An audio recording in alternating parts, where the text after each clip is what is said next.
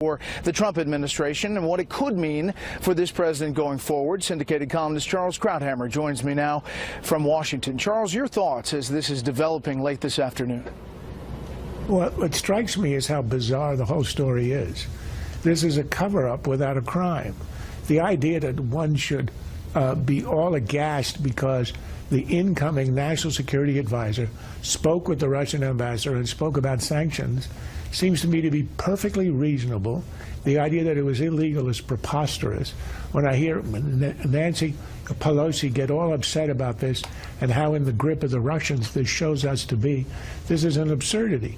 But then you ask yourself, well, then why did he lie about it, even internally in talking to the vice president? And that shows a tremendous lapse of judgment and a sort of a lack of trustworthiness. So the president is faced with a very difficult problem. If he fires him, then it puts in question the president's own judgment, choosing him in the first place, having to fire him within 3 weeks.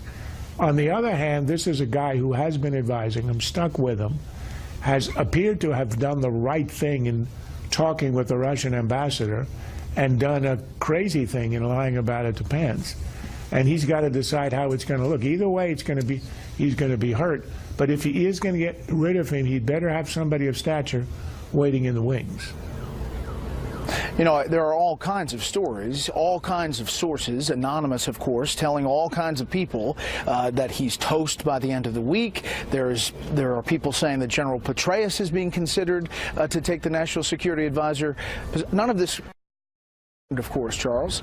And the person who has to make the decision about this close confidant is President Trump. And I think that's the reason that his fate of Flynn is hanging in the balance. I'm not sure that Trump knows his own mind even now.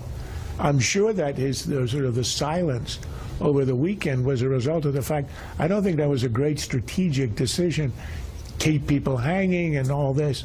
I think he simply didn't know which way to go because he loses either way. One way it makes him look bad choice. The other way he leaves Pence hanging and disrespected if he sticks with Flynn. So he knows it's a tough choice. He knows he's going to lose one way or the other. And I think the reason we're waiting for a decision is that it is entirely up to the president. And I'm not sure the president himself has decided.